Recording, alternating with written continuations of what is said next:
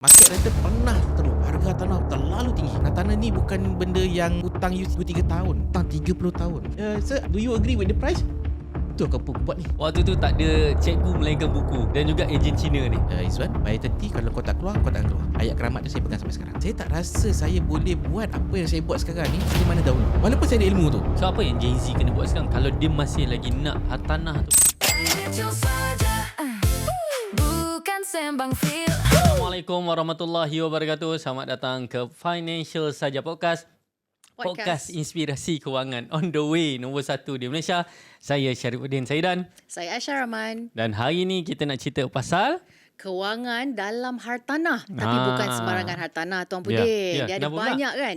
Hari Betul. ni specifically satu area yang I sendiri tak ada ilmu. So hari ni I nak datang bukan sebagai host tapi sebagai pelajar. Sebab mentor hari ni bukan kaleng-kaleng. kaleng-kaleng. Kenapa tak pernah terlibat dengan orang lelong? Bukan you advice bahagian kewangan ke? Ya, I advice kewangan. I pun pernah invest hartanah tapi bukan lelong specifically. Sebab tak ada ilmu. Tak ada ilmu dan I selalu dihantui oleh apa tahu. Kalau rumah lelong ni dia macam ada haunted house, ada mayat kan. So banyak trauma-trauma lah. So kalau boleh hari ni I nak belajar. Betul, So boleh tak betul. Tuan Pudin kenalkan sesiapa Betul. tetamu kita pada hari ni? Pakar. Alright, okay, baik. Tetamu podcast kita pada hari ini, kita bawakan seorang individu yang meninggalkan laluan kerjaya konvensional untuk mencipta impaknya yang tersendiri. Seorang bekas profesional kejuruteraan yang berani meninggalkan keselesaan dan gaji tetap untuk menceburi dunia hartanah lelong secara sepenuh masa. Beliau memulakan perjalanan ini daripada kosong, menghadapi risiko tinggi dan skeptikal masyarakat macam Aisyah tadi tu sehingga berjaya membina portfolio hartanah lelong peribadi yang mengagumkan. Kini misinya berkembang daripada sekadar melabur untuk diri sendiri kepada membimbing dan membantu. Malah sudah pun membantu lebih daripada ribuan orang untuk mula melabur dan memiliki hartanah pertama mereka melalui kaedah lelongan yang strategik. Jadi hari ini di Financial Saja, podcast inspirasi kewangan on the way nombor 1 di Malaysia. Kita akan selami minda dan strategi beliau. Kita akan kupas bagaimana beliau mengubah stigma risiko menjadi peluang yang terancang. Jadi kami persembahkan kepada anda pakar strategi hartanah lelong dan pengasas rider lelong, Tuan Izzuan Latif. Assalamualaikum Tuan. Waalaikumsalam warahmatullahi. Ya. Saya masih ingat lagi tahu detik pertemuan saya pertama dengan Tuan Izzuan adalah di KL. Wah, bila tu? Aduh, 10 tahun yang lepas. Wow. I think more. That's a long time. 2012, 2013. Tak.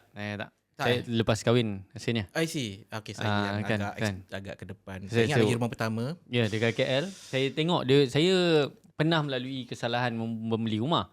So, macam mana aku nak beli rumah ni? Salahnya tak ada ilmu ni. Kan? So, saya search website. Rumah lelong. Keluar website. Tuan ni Tuan lah. Izzuan. Saya pun dengan tak kenal ke apa. Boleh tak jumpa? Okay. Jumpa kat KL. Bukan scammer lah. Dia nak jumpa? Nak jumpa. Okay. Kau muka skema? Tapi muka memang jutawan hartanah. Alhamdulillah. So hari ni kita nak mulakan lah dulu. Saya pun memang nak belajar sungguh-sungguh hari ni Tuan Izzuan. InsyaAllah, Mana tahu insyaAllah lepas ni dah kita- tak kita jadi try. netizen. Jadi orang yang customer Tuan Izzuan. Special privilege ni, dekat ni. Kan? ni. So boleh tak kita nak mulakan dulu dengan latar belakang Tuan? Boleh. siapa boleh. sebenarnya Saya Izzuan cuba sentuh secara ringkas. Latar belakang saya. Nama saya Muhammad Izzuan Aidul Latif. Panggil Izzuan. Saya merupakan pengasas kepada tim Rider Lelong. Ni orang kata apa macam butik advisory company saya sendiri. Di mana kita dah bantu lebih daripada 500 klien bida rumah hartanah lelong lah. Yang di mana rumah tu memang saya make sure saya boya untuk kita beli pada kadar yang berbaloi. Normally below market lah. Saya ingat saya tak pernah lah lagi beli property lelong lebih daripada harga market. Tu saya lah tu. Tu yang nak belajar tu. Boleh. Memang tak logik lah beli lelong lebih market lah. Tapi tak mustahil ada. Tak mustahil ada. Betul. Tapi very very unlikely. Okay, kita nak go deep kat situ. Tapi macam mana boleh terjebak dengan rumah lelong? Siapa sebenarnya Izzuan Latif sebelum ni? Okay. Saya merupakan seorang ex-engineer salah satu JLC di Malaysia. Okay.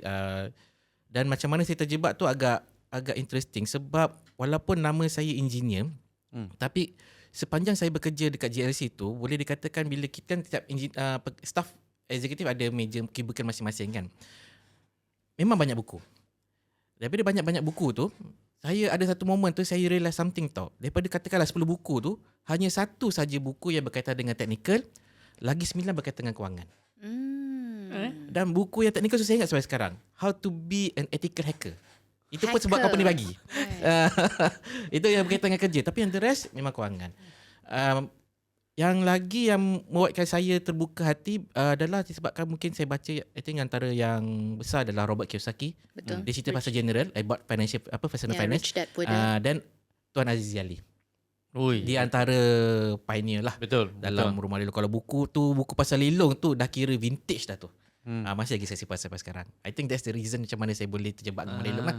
Tapi what was the bridge? Sebab dah memang selesa mungkin kerja dekat JLC engineer kan. Lepas tu transition ke arah lelong tu, boleh ceritakan sikit tak? Okay. Macam mana daripada gaji selesa I bet kepada perjalanan sekarang? Saya nak kena recall balik tu 20 tahun dah tu cerita tu. Kena memberi inspirasi. Okay, masa kan minat tu, masa sepanjang kerja, yelah kita ada up and down dalam kerjaya dengan dia punya political, office politik lagi, dengan career path yang nampak macam kurang jelas. Dan ada satu momen saya cerita tadi, bila kita tengok financial books tu, aku buat apa sebenarnya kat sini? Adalah momen macam tu kan, dan saya mencari jalan. Masa saya kerja dekat JSC tu pun, saya dah beli rumah lelong. Rumah lelong pertama saya beli pada tahun 2017. Wow. 2017 apa? 2007. Baru sangat tu 2007. 2017. Masa Okay. 2007. That's my first house. Dan dipendekkan cerita, dari segi pengurusan kewangan saya somehow nampak jalan. Saya boleh refinance. Masa tu refinance boleh buat. Refinance ada modal apa semua. Dan ada juga insiden-insiden di office yang membuatkan saya rasa okay, I think this is the time that I make a move. Waktu beli first rumah tu, umur berapa tu? Tadi tak nak cerita Dia dah. bagi cerita dah. tahun tadi 2007. Yelah 2007. Tapi Umur ada rahsia. Umur ada rahsia. Lewat juga sebenarnya, lewat juga. 27. Oh, bagi tahu. Okay. Okay, tak adalah Okay, muda sangat dan tak adalah. Nah, I think just nice lah. But I think in rakyat Malaysia sekarang umur 27 pun tak mampu. Tu Tu betul. yang kita nak belajar. Macam mana boleh first house tu? Memang jimat cemat habis lah. Okay, saya cerita kenapa saya beli rumah pertama tu. I think boleh juga dapatkan sikit insight, tips yang saya beli sebab rumah tu saya dah duduk 5 tahun. Kawasan tu. Okay. Saya menyewa. So bila kita menyewa, kita dapat secara indirectly kita dah tahu dia punya vibe macam mana, kita tahu occupancy dia macam mana, kadar sewa Neighbourhood. macam mana. Sebab kita bayar sewa kan bulan-bulan kan. Kita dah tahu komuniti macam mana, apa masalah dan kekurangan kawasan tu. Tiba-tiba satu hari saya nampak satu tempat iklan lelong. Dekat Ada mana? harga yang saya rasa macam apa pasal harga dia murah. Apa dia tampal iklan tu dalam surat khabar ke dekat Tak, gate dekat dinding. banner tu? Dinding. Dinding dekat lift. I see. Saya tak tahu siapa tampal Lelongan dia dekat rumah. lift. Lelong rumah. Saya call agent tu. Saya go agent tu, is a Chinese guy, very nice person. Saya tak jumpa dah sekarang, tak tahu kat mana dia. Tapi saya ingat sampai sekarang, very nice person. Dia yang ajar, dia guide apa semua tu. Masa saya dah baca buku tu, saya dah dapat idea dah macam mana. It's just that bila hands on tu, memang Theory kita dengan takut kan. implementation Serius takut. kan. Masa Oi, tu, gila first house. Memang seram tau. First house. Dia bantu, dia guide apa semua. Dan saya ingat lagi momen masa tu masih lagi lelongan fizikal. Kita masuk bidik, kita prepare bank draft tu, kita submit, kita buat registration, kita duduk. Saya ingat lagi tangan saya bergetar, pegang pedal. Masa tu Boleh ceritakan sikit tak macam mana energi dalam tu? Sebab tak boleh bayangkan, tak pernah pergi tempat bidding-bidding memang ni. takkan jumpa dah sekarang. Oh, tak ada dah. Tak jumpa dah. Ini Family cerita-cerita sekali lama. rezeki. Okay. Masa tu memang kita macam budak, macam kura-kura masuk kampung, rusa masuk kampung. Kita orang macam adalah dia bawa duduk, okay, you duduk sini tunggu turn. Dia bagi lah papan bulat nombor tu. Papan 4 segi kot, bukan bulat. Papan segi. Ni macam Ada dalam bulat, movie segi. tu lah. Angkat. Kita register masa tu kan kat kaunter, register, cek duduk dulu, dia punya giliran nombor ni, dia ada bagi flyers. So kita tunggu. Masa nak pendek cerita, masa tiba lelongan turn untuk unit saya tu, tak ada pembida lain. Oh, Masya Allah. Oh, Saya rezeki. menang reserve prize. Masa nak menang reserve prize tu, saya tak tahu nak rasa apa, gembira ke, takut ke, semua ada. Semua ada. Masa nak angkat tu, sir, do you agree with the price? Dalam 2-3 saat saya termenung. Betul ke apa aku buat ni? Betul ke? Angkat. Waktu tu tak ada cikgu melainkan buku dan juga ejen Cina ni. Yes. Masa tu lah saya ingat saya. Ilmu tu dah belajar. Yalah, buku kita lah. ikut buku. Tapi Lepas tu still kita kena ada belajar. borak-borak dengan kawan-kawan. Masa tu kan ada forum-forum. Betul. Apa kata? Cari goal. Cari goal dulu. Jutawan apa? Forum jutawan apa tu? Oi, tak ingat dah tu. Tak ingat dah. Sama tu lah. Saya Gen Z, saya tak tahu lah. Allah Akbar. Forum-forum ni. Tak apalah kita lah. Rasa veteran dah. So dah lepas dah angkat tu, Lepas dah angkat tu dah menang. Okay, dah menang. Dah tu kita sign kontrak everything apa semua tu. Saya apply loan. Selesai. Masya Allah. lagi menarik, rumah tu didiami oleh sekumpulan pekerja lelaki Melayu yang baik. Dia cakap apa tau? Oh, kita memang tunggu siapa yang beli rumah ni. Sebab Dia dapat notis. Dia tak tahu nak pindah ke atau nak duduk lagi. Oh. So bila dapat notis, dia tak macam apalah, kita tunggulah. Tunggu siapa tu, kalau boleh dia nak sambung sewa. Sebab dia kata dia tak jumpa dah owner lama. I see. Wow. Dia cuma bayar sewa saja. Wow. Dia bayar sewa cantik. Tapi owner lama dah tak jumpa, dia kata dah bertahun tak contact. Dia pun bila dapat notis lelongan tu, dia pun terkejut. So instead of dia pindah, kata tak apa, kita tunggu dulu tengok macam mana. Okay. Saya datang, saya kenalkan diri. Oh, Encik Izzuan, apa kata macam ni? Saya tak bayar sewa kat Encik Izzuan terus. Wow, dah dapat reserve price, dah ada tenant. Dah ada tenant. Terus break even lah. Kau Lebih. untung. Oi, Untung. untung. Memang betul Masa tu rezeki. beli, Just for record, beli berapa dan jual tahun berapa dan dapat harga berapa? tak jual lagi. Oi. Oh. Oi. Okay, beli berapa? Okay, beli dalam 80, kat seingat saya 85. Wow. 85,000. Apa kondo ke, apartmen ke, PPR ke apa? Apartmen low medium cost dekat Pantai Dalam. Wow. Bangsa South now. Dulu Pantai Dalam, Right. Kampung Kerinci. Ya. Saya melalui menjalanilah kehidupan sepanjang pertukaran nama tu lah. Dengan kawasan dulu dengan apa? Kawasan Setinggan, jalan kaki. Memang ada. Apa saya ingat lagi. So beli 85. Sewa tak silap saya masa tu dalam 7 ke 800 macam tu. Okay, beli modal. Lebih. Saya bayar bank dalam 3-400. Wow. Dan as of now, berapa nilai dia? Yang tak jual lagi tu? Tak check lagi ni. Latest, yang last kali check. I think around 280. Wow. 280 to 300. 280 to 300. And then rent? Rent sekarang berapa? Rent sekarang dah 1,000. Wow. It can be higher, tapi saya ada buat arrangement dengan saya punya apa kata tu team untuk manage dan kita collaborate untuk win-win situation lah. Saya pun tak adalah macam nak lebih-lebih sebab Yeah. dah okay kan. So Dan okay, baik. So, bermulalah era pembelian rumah lelong. tu bermulalah. Lepas tu macam mana boleh decide nak berhenti tu? Buat full time pula tu? Tadi yang patah balik kan tadi tu kan dia kata macam dah ada aset ni, lepas tu ada momen saya refinance, lepas tu saya dah sedikit modal. Tapi modal tu tak berapa, just satu Refinance modal berapa? Masa saya beli tu 85. Okay. Masa tu value dalam 1.3 macam tu. So saya refinance dapat big net I think 30,000 lebih kurang. Okay. Tak banyak mana pun. Tapi untuk seorang eksekutif muda yang Bujang.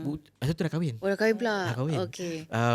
Dapat dia sekelepuk tu macam dia macam apa? Dia bukan rasa macam besar. It's just that you feel Freedom tu. ada macam sedikit enable macam mana? Enabler dia panggil. Keupayaan.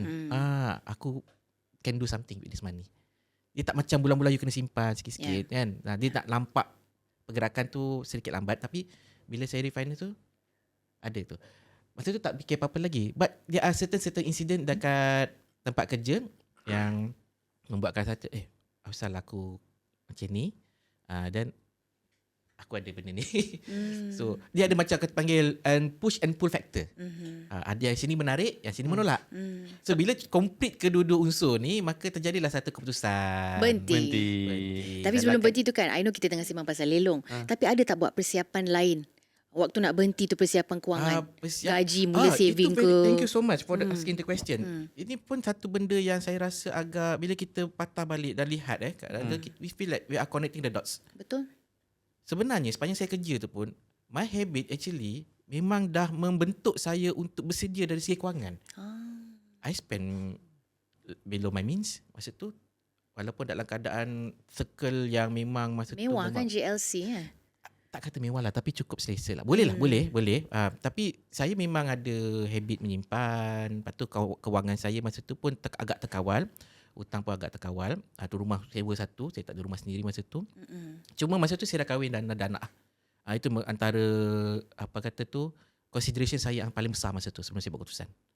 Tapi alhamdulillah, cut story short, saya consult ramai pihak. Saya siap buat pros and cons on paper. Memang engineer. Memang engineer lah. Itulah. Kita fikir risk reward dia apa semua kan. If I stay here, maaf cakap kasar sikit, I die slowly. But if I jump, I might die, I might survive. Tapi jump into rumah. Tak, masa tu belum start bulan lelong lagi. Belum lagi. Masa tu lah, masa saya berhenti tu 3 bulan, saya duduk dekat Medi, tulis blog. I think that blog yang boleh jumpa. Apa URL ada lagi? Dah Outslate lah. Outslate Dulu lah. panggil apa blog tu? Rumah Lelong bukan. Dulu tu saya Blogspot. Okey. Blogspot Izolatif. Okey. tak ada dah. Tapi SEO tu semua lelong semua ke? Tak. Oh tak juga. Tak juga. Masa tu tak start lagi. Betul, macam mana boleh belajar pasal buat blog tu? Itu pun is part of marketing apa? Betul. Masa tu Blogspot famous kan? Betul. Betul? Habis tu tak ada kerja. Dah 3 Ni, bulan. ini tahun berapa ni? 2000? 2010. Saya ingat 31 Disember 2010. 2010. My final day lah, last day. Incorporate lah. Incorporate. Okay, 3 lepas bulan lah. 3 bulan tu? 3 bulan tu saya kat dalam terumbang ambing. Tak kata terumbang ambing pun yelah, biasa ada dapat email, hari ni kau punya KPI apa kan. Ni memang tak ada benda. 3 bulan, saya ingat lagi 3 bulan masa tu. Masa tu saya patah balik sikit. Masa saya berhenti tu pun, one of my pull factor yang daripada luar yang menarik saya adalah ada saya seorang mentor. Ada seorang mentor saya, dia bukan buat rumah lelong, dia memang berniaga daripada awal. Bayar saya, kawan sekolah, dia yang cakap kat saya, Izwan, by 30 kalau kau tak keluar, kau takkan keluar. Ayat keramat tu saya pegang sampai sekarang. Kalau kau by 30 kau tak keluar, kau takkan keluar. I agree.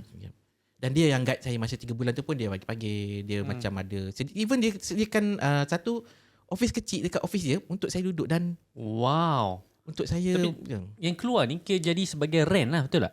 Belum lagi Real betul. estate. Lepas tu jadi apa? Keluar tu Unemployed je jadi lah. sebagai Keluar apa? kosong. Kosong. Wow. Lepas tu nak buat apa? Kosong tu buat apa? Itu yang tulis blog 3 minggu. Itu cerita saya tulis blog macam rumah saya yang lelong saya beli. Saya cerita pengalaman saya apa semua tu kan. So daripada situ orang dah start baca. Dan bila start baca orang minta. Macam I think Pudin you are the one lah contohnya. Yang saya nampak macam I can do this lah. I can grow this part lah. Because you were teaching from experience. I'm teaching. I'm just sharing. Kosong je. Tak ada apa-apa. Masa tu Blogspot bukan ada monetary, mana Betul. task ke apa kan. Kosong. Kita pun tak pandai. Kita cuma kongsi cerita-cerita so that kita tak lupa pengalaman kan. Itulah cerita dia. Dan the rest is history lah. Macam tu dia punya start Did you dia. pursue rent after that?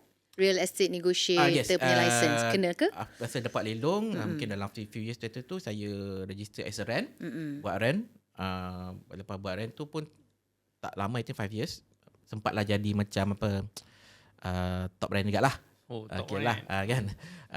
Focusing on lelong juga atau Tak, semua? masa tu kita buat semua. Okay. Masa lelong, daripada lelong, itu pun sebab ada klien-klien lelong minta tolong jual. Jangan lah. Lepas tu daripada jual tak ada lesen, kita kena buat lesen. Betul. Tolong jualkan. Daripada tu boleh pula nampak boleh buat subsale. Lelong jalan lagi. Lepas tu nampak pula undercon. Agensi kata, why not you jual undercon sekali. Buat undercon. Tapi something happen along the way. Rasa tak selesa. Kata, okay lah, I cannot do this. Patah balik lagi. So searching balik. Bila searching balik kata, okay lah, daripada tiga-tiga ni apa yang aku nak buat sebenarnya. Patah balik lelong. Tu berapa tahun tu yang dalam fasa rent tu? 5 tadi kata? Pencarian Pencarian. I think Cari pencarian rentang diri tu. sendiri. 17 Oh, 7 tahun ke? 5-6 tahun dah I think. 5-6 tahun lah. Berapa in total lah kan? Kan beli first rumah 2007. Lepas tu mengumpul harta dunia ni. Cerita nombor ni kita segan. Tak, untuk Tak, dia bagi macam inspiration. Contoh, kadang contoh saya sendiri kan. Beli rumah pertama dah menakutkan. Nak beli yang seterusnya tu macam mampu ke Betul. Lepas tu berapa jauh jarak nak beli ni? Yang Sebab rumah ada pertama kan saya 2017, rumah kedua saya 2010. 2007. 2007 sorry, 2007 ke 2010. 3 tahun. 3 tahun. Tu lelong tu lelong lah. Lepas tu lagi kerap lah. Lepas tu sampai sekarang dia dah macam Setiap tahun satu. agak autopilot lah. Autopilot. Tu yang nak belajar tu macam mana pengurusan macam ni secret tau. sitos semua tu. Kejap lagi Ingat kita tak nak masa tanya. kita first time bawa kereta? Okay. Masa baru dapat lesen. Apa yang kita buat? Saya ingat lagi waktu saya buat lesen, dia suruh kau buat gear je. Gear je. Check mirror, Betul. check betul, seat belt pakai tak pakai. After lah 10 tahun bawa kereta. Tak tahu Automatic. sampai kot. Tekan wheel, tak bawa kereta, dah sampai dah. Kalau Dah tak tak melamun. rasa lah. This is the same analogy. Okay. This is analogy. Bila kita dah biasa buat, kita tengok sekali imbas rumah yang bagus, ada bullet, kita try. Tak ada bullet, duduk diam-diam. Okay. Bullet. Apa maksud bullet? Apa? Bullet, peluru, Okay, kita- peluru, tu technical lah. kupas sekarang ke? Tak. Belum lagi. Bulat Sekejap lagi. je. Bulat tu dah Bulat bahasa tu lebih sekarang macam marahnya adalah kemampuan kita untuk beli. membeli. Cash lah. Capacity Senang kita. cerita cash. Cash ke loan ke. Mungkin Itu semua before- bahasa bulat lah. Jangan- Capacity kita lah. Instead of nak pergi terus yang ke hujung sekarang, I memang nak tahu first yang dulu bullet tu. Sebab I nak reverse sikit je lah. Okay. Yang your first property lelong 2007. Bullet tu berapa banyak? Let's say rumah tadi beli 85,000. Bullet Masa yang you tu kena saya standby on that day kumpul-kumpul, berapa? I think kalau tak silap saya, modal saya itu antara paling efisien lah sebenarnya rumah tu. 8, lebih kurang dalam 15-16k. Kena ada cash bank draft on that day? Tak. Oh tak. Yang cash tu cuma 8,500 tu saja. 85,000 tu kan 10% dia Betul. 8,500. Earnest deposit tu. Earnest deposit tu. Uh-uh. Tapi kita kena consider dari segi kos macam lawyer, apa repair apa semua kan. So kita bayar lawyer. Okay. Repair tak ada. Okay. Sebab rumah tu ada punya cantik, dia jaga. So itulah antara pembelian saya yang paling efisien lah dari segi capital. Okay. Loan 90%. Okay. Ah. Wow, okay. Tapi tuan umur 27 untuk Umur tuan dapat 27. 15,000, 30,000 dan keadaan sekarang belum tentu boleh dapat rumah yang sama tuan. Interesting tu sebenarnya. topik tu. 80,000, 100,000 susah dah sekarang. Perubahan dari segi zaman tu sendiri kan. Saya pun kadang-kadang nak bila orang kata aku zaman dulu susah agak. Ya. Tapi aku boleh tak survive. Saya rasa ayat tu mungkin Tak relevan ada juga sedikit kurang empathy tau sebenarnya daripada segi apa yang berlaku pada zaman sekarang. Betul. Saya boleh katakan kalau saya lah, saya tak cakap orang lain, saya tak tahu. Tapi kalau saya lah, dengan apa yang saya tahu sekarang ni, saya patah balik umur 20 lebih dan saya hidup sekarang, saya tak rasa saya boleh buat apa yang saya buat sekarang ni dengan seperti mana dahulu. Walaupun saya ada ilmu tu. Sebab dia punya macam contoh inflation kita, yang saya nampak lah apa kata tu, Cost of living ke? cost of living dan income kita tu sendiri. Ada disparity Yes. Maksudnya tak seimbang. So kalau Sedikit. dulu Makin jurang tu izinnya- makin besar. Kalau dulu gaji je contohlah 2,500. Sekarang pun 2,500 Sekarang kan. pun 2,500. Tapi rumah dulu Dulu 80,000. Sekarang 200,000. Pantai dalam mana dapat 80,000? 500 Haram. Haram terus. Itu contoh yang saya maksud kan. Gaji yang sama tapi Jurang yang sangat jauh. Tapi kesianlah Gen Z sekarang. Anak-anak muda memang ni. itulah, saya bukan nak kata macam kesian pada Gen Z, tapi itulah hakikat. Itulah kata perubahan zaman di mana walaupun keadaan Gen Z sekarang ni mungkin kekurangan apa kata ada kekurangan dari hartanah punya harga contohnya, Yeah. pilihan dia terhad. Tapi zaman saya tak ada social media. Zaman Gen Z sekarang ni social media is the biggest leverage of wealth sebenarnya. Yang saya nampak. Dulu artis kalau tak masuk RTM nobody knows. Tapi sekarang ni buka channel YouTube. Ya. Ikan RTM tu apa? RTM tu interesting kan? Betul. RTM tu apa sekarang ni? Itulah kata, bukanlah nak kata zaman dulu dengan zaman sekarang lebih susah berbanding zaman dulu. Sama je susah. Cuma ada perbezaan. Okay. Kurang sini lebih sini, kurang sini lebih sini. So apa yang Gen Z kena buat sekarang kalau dia masih lagi nak hartanah tu? Hartanah, kalau dia nak masih hartanah, so macam dia tak boleh juga dari segi kemampuan kewangan tu you kena figure out lah. Conventional ways is a bit tough. So macam sekarang yang selalu diurutkan adalah you kena ada 2-3 multiple source of income. You kena buat side hustle. Itu saya percaya. Bukan satu side hustle. 2-3 tu dah. Main income, side hustle, 3. Whatever you can do to raise. So nasihat saya ini kewangan nasihat saya adalah you try to survive as the best yang you boleh dengan you punya main income, but your side hustle you kena simpan. You kena gunakan tu sebagai satu punya tabung pelaburan. Bukan untuk enjoy tabung pelaburan. Sebab itu pun tabung pelaburan you nak bina makan masa. Betul. Bila dah satu tahap you dah dapat bina tabung pelaburan tu pada keadaan satu level yang mencukupi, the next step is you nak cari investment tu you kena hati-hati. Sebab apa? Satu silap contoh kita ambil dalam konteks rumah lelong pelaburan tanah lah. Pelaburan tanah ni dia punya yang pertama tu sangat kritikal. The first purchase is sangat kritikal. Sebab apa? Kalau you silap yang pertama, you nak bangkit tu susah. Kenapa? Dari segi apa? Sebab you earnest deposit? you dah burn modal dah keluar. Okay. Lepas tu you terbeli hartanah yang salah. Sebab bila terbeli hartanah yang salah, you nak lepaskan. Hartanah ni bukan benda yang hutang you 2-3 tahun. Hutang 30 tahun. Right. Kenapa the first 2 years tu tak boleh nak jual? Happen sekarang ni. Okay. Happen sekarang ni. Di mana banyak kes di mana harga beli lebih tinggi daripada baki hutang. Oh, walaupun lelong. Baki hutang lebih tinggi daripada harga semasa. Ayat saya tak betul. Dia beli, harga dah tinggi, dia buat hutang, lepas tu bila cek balik harga semasa lagi rendah daripada baki hutang. Macam mana dia nak jual? Ya, dia kena cut loss pula. Cut Nak loss top pula. up tu Duit tak ada boleh. ni, cut loss macam mana ni? Faham. Betul. Dan rent pula tak boleh. Rent memang tak cover. Sebab kalau rent cover, ini teori property. Yang meningkatkan hartanah adalah capacity dia untuk generate income, which is rental. Rental tinggi, property dia akan tally. The best masa yang saya dulu, zaman tu, rental tinggi, harga Rendah. Rendah. Sekarang ni rental rendah. rental dah start. Ada zaman rental rendah, harga tinggi. Betul. Sekarang dah start calibrate balik. I see. Ini sekarang pemerhatian kan? saya, personal observation. Especially lepas PKP tu tak? A few years after PKP. Hmm. Dulu sekarang ni market rental is quite good. Okay. Market rental pernah teruk. Harga tanah terlalu tinggi, pernah. Dan saya nampak ada changes. Ni pemerhatian saya. Okay. Mungkin betul, mungkin salah, wallahualam lah.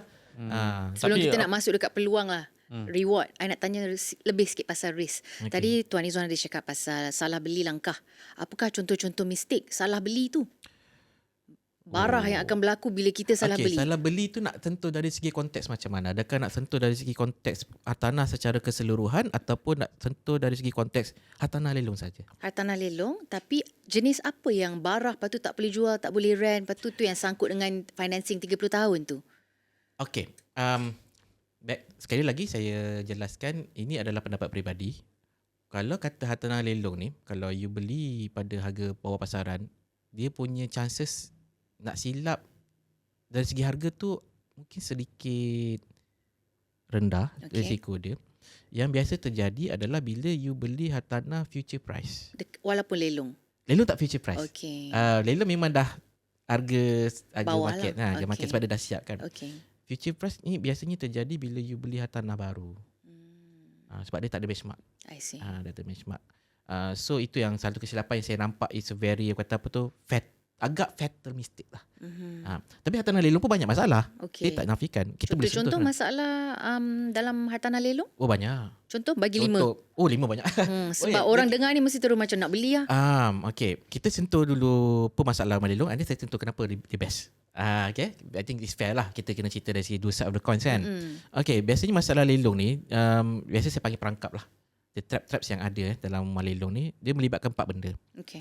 First kali melibatkan dari segi ketidaksediaan dari segi capital lah. Okay. Dia tak Of the bersedia. buyer. Of the buyer. Okay. Dia tak ready beli, tapi dia beli. Dia tempang. Tapi bila ada masalah, dia tak boleh cope. Itu Okay. satu. Lagi satu dari segi masalah rumah tu sendiri. Mungkin rumah tu rosak, hancur. Tapi Sebab dia tak boleh buat- masuk Yes. Betul lah. Dia tak boleh masuk tu, kita tak tahu apa yang kat dalam. I see. Tapi kita boleh tengok daripada luar saja. So daripada luar tu, kalau kata kita experience, kita dah boleh agak apa risiko yang kat dalam tu, kita dah boleh standby. Tapi kalau kata orang yang tak biasa, dia tengok luar, lepas tu dia agak-agak, biasa berlaku apa tau? Dia misjudge harga baik pulih. Itu normal. Okay. Betul. Dia budget mungkin kata okay lah repair RM20,000. Tapi bila masuk dalam rupanya repair RM50,000.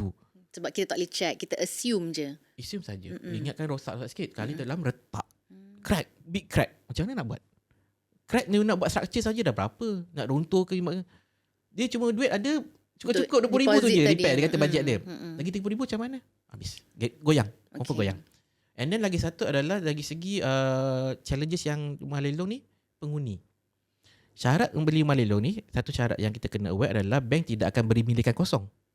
So, sekiranya kita dah beli rumah lelong, sekiranya ada penghuni, kita kena keluarkan penghuni atas kos kita sendiri. Keluarkan penghuni maksudnya apa? Tadi macam your first house ada tenant. ada tenant. Itu saya nasib baik. Tenant duduk, dia kata tamu sewa. I think that is among the best case dalam beli rumah lelong. Okay. Yang second one adalah rumah yang kosong. Itu pun masih diterima pakai. Yang ketiga yang kita nak elak kalau boleh adalah rumah yang berpenghuni dan owner tu duduk dan owner tu tidak beri kerjasama. Itu antara paling takut lah. Itu yang paling takut. Kalau jadi macam tu, apa kena buat? Sebab owner baru. Kan kita pembeli baru ni. Jadi Betul. macam nak halau si owner lama yang tak sedar diri ni? Oh, berat. Apa yang pernah dilakukan oleh your Okay, clients you untuk handle case saya macam banyak ni? juga kes deal dengan owner lama ni. Walaupun saya banyak kali deal, saya tak pernah enjoy the process. To be frank lah, saya tak pernah enjoy the process of evicting owner lama. Cuma daripada pengalaman saya, kalau rumah tu ada owner lah, ada penghuni, biasanya owner, 8/10 owner boleh bincang. Kita bincang baik-baik. Kita datang, okay puan, actually saya Izwan, saya dah beli rumah ni pada tarikh sekian-sekian, ini bukti saya dah beli. Puan macam mana ya? Encik Izwan, saya sebenarnya dah tahu rumah ni kena lelong, cuma saya nak minta masa. Kita nak pindah, saya nak balik kampung. Tapi mungkin sedikit kekangan, saya perlu kumpulkan modal. Saya tak ada duit nak pindah barang apa semua. Sebab itulah rumah tu lelong kan. Sebab tu kena lelong. Tapi saya tahu rumah lelong, saya tak nak menyusahkan sesiapa sebenarnya. Saya nak move on dalam hidup saya. Dalam kes macam tu, saya sendiri sebagai pembeli baru, saya biasanya apa yang saya offer adalah I'm willing to fork out some budget untuk mudahkan dia keluar. Untuk tolong dia. So bila kita datang dengan baik, kita datang dengan proposal macam tu kan, kita datang kita tanpa macam yalah, datang dengan baik lah. So orang yang baik-baik, bila dia terima orang yang baik, dia tak ada tendensi untuk jadi tak baik. Tu kalau boleh kita buat macam tu. Okay. Tapi ada juga owner yang ni termasuk dalam 2/10 tadi lah. Okay. Yang agak rare tapi ada jadi. Contohnya owner yang memang dalam keadaan tertekan. Dia susah. Rumah tak boleh bayar. Dia tertekan. Banyak masalah. Datang pula orang nak tu. Whatever reason you give, dia tak nak terima. Sebab dia tengah down lah. Dia tengah down ataupun ada masalah-masalah lain kan. So, biasa macam tu kita bagi notis, kita bagi masa. Eventually kita try pujuk. Sampai dia boleh terima dan dia keluar. Tapi ada lagi satu kes. Yang ni saya paling takut kalau kena. Okey, ada dua lah sebenarnya. Satu jadi dua. Bolehlah kongsikan untuk pembelajaran kami. Yang pertama, orang gila. Orang gila duduk rumah. Orang gila. Pernah jadilah ni? Pernah. Orang gila. Pernah. Wallahualam. Ini rumah jadi pada rumah klien saya. Saya cuma boleh bagi nasihat, dia uruskan sendiri. Ini cerita lama. Saya tak tahu apa jadi cerita tu. Tapi saya percaya apa jadi adalah dia dapat kerjasama dengan Jabatan Kebajikan Masyarakat lah dan komuniti setempat untuk ambil. Sebab masa beli rumah tu, pendek cerita, rumah tu kita ingatkan kosong tau. Klien tu tengok sendiri daripada tingkap, memang sampah penuh. Tak logik ada manusia yang sihat akalnya duduk rumah tu. Tak logik. Tapi bila lepas menang, dia nak kemas, dia nampak ada orang duduk. Ya Allah. Tak terkebil. Pendek cerita macam itulah dia buat. Itu satu. Pening juga. Lagi satu yang saya takut siapa tahu? Conman. In what sense conman? Conman maknanya owner yang duduk tu, dia memang berniat jahat. Dia berniat jahat dan dia faham undang-undang. Dia tahu macam nak play the role, play with the game. So dia sengajakan lelong. Dia tahu dia kalah. Confirm dia tak ada hak lagi dah. Rumah tu dah terjual. Cuma dia beli masa, dia main game mental, dia tak beri kerjasama. Sidai dan duduk free ke? Of course. Berbulan-bulan orang bayar bulan tu, installment tu untuk keluarkan dia. Eventually keluar. Macam nak keluarkan adalah kita ikut undang-undang di mana kita buat perintah mahkamah. InsyaAllah keluar. Pasti keluar. Sebab dah melibatkan polis kan. Tapi benda tu bukan besok, hari ni apply, besok keluar surat. Might take months. Might take years. Masa zaman PKP lagi jahanam. Kuat tutup. Kan? Kalau kata kes jadi masa tu, makan masa. Dia dah lenggang. Dan dia sengaja pula tu tak bayar. Contoh dia ada bisnes. Contoh whatever reason, dia ada bisnes collapse ke apa ke. Dia dah biasa pusing duit. Dia pusing kat sini, dia pusing kat sini. Ni aku dapat ni. Sebulan sewa 2,000. Setahun dah jimat 12,000. 24,000. Kalau 2 tahun, banyak dia dapat. I see. Tak apalah. Tiba-tiba keluar surat, dia dah hilang. Itu game. So apa pelindungan ke atas kita owner? Tak adalah dalam keadaan macam ni. Inilah risk dia. Inilah risk yang kita takut. Seram nak beli. Kalau Tuan Izzuan sendirilah kan, membeli rumah lelong ni kan, untuk Tuan sendiri, saya okey. apa yang paling teruk Tuan yang Tuan pernah hadap untuk rumah lelong ni? Sepanjang berapa biji tu yang masih tidak disebut tu? Berapa? Okey, 10, 20, 30. Dia tak akan sebut je. Kalau nak kita tanya yang soalan duduk tu. Soalan basic. Tak tahu. Lebih 10 ke? Lebih 10 tak? Sebab bukan Lebih ke tak? Dia tak apa, nak rahsia tak apa. Bukanlah nak cerita. Tak ada rahsia apa pun. Sebenarnya amount yang saya ada ni pun sebenarnya kecil je banding the big scheme orang Faham. lain. Tak apa, untuk kami inspirasi. Pengalaman saya pernah beli lebih 10. Okey. Tapi ada di tangan tu Yelah. berubah-ubah lah. Biasa Yes, lah. something Faham, like that faham. lah. Appreciation kita flip lah. Kan? Betul. Tapi Betul. lebih lah. Lebih. Kita nak tahu tu apa the worst The thing worst, yang pernah jadi. Alhamdulillah lah. So far ni tak adalah banding orang cerita lain kan. Saya takut tu.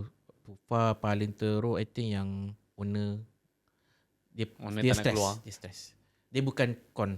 Tapi dia stress. Ambil masa berbulan lah. Bulan lama dia tak nak keluar. Itu Tapi- kalau untuk Tok Izzuan lah. Kalau tapi in your this 500 client ni, yang itulah. paling teruk yang gila tadi lah. Yang gila tu yang con pun ada. Sebab tu saya tahu cerita. Tapi tak pernah jumpa lagi lah mayat ke orang mati Allah ke Alam. dekat Peti ada ais foto-foto rumah pernah dekat baca ais. dulu-dulu. Tu kan. itu cerita famous tu. Cerita tu lah Kan. paling best Rumah untuk geng lelong. lelong sebenarnya. Sebab cerita macam tu yang buat orang tak masuk rumah lelong. Apa sebenarnya tu cerita dia trauma. ni? Tahu saya Trauma bukan kan? zaman saya So kot. kita Saya yang tak tahu beli cerita lelong dia. ni syok lah. Apa cerita ni? Kurang saingan. Pernah Alah, baca. apa ceritanya? I muda lagi time tu. Tapi I baca. I baca tentang rumah lelong. Peti ais ada mayat. Ada banyak. Potong-potong. Rumah tu kosong. Ada orang beli, dia masuk, buka petunjuk ada tu. Kalau kes jadi macam tu. Okay, tak ada apa, kes polis lah. Tapi Tak, rumah tu kita, rumah tu dah owner beli. ni Pakailah. Okey, tak apa. Kita akan berhenti sebentar. Okay, sekarang kita dah cerita banyak tentang risk. Dan episod yang akan datang kita nak cerita pula kenapa anda wajib membeli. Boleh ke cakap macam tu? boleh I nak beli. Nak tanya lepas ni Kan, PMTP. wajib pro membeli dan apa kaedah-kaedah sepatutnya kalau anda nak mula terjebak dengan rumah lelong. So nantikan dalam episod yang akan datang. Kita jumpa nanti. Kita borak yang real, financial saja, bukan sembang feel. Duit dan strategi, semua kita kongsi supaya hidup naik, bukan sekadar milik.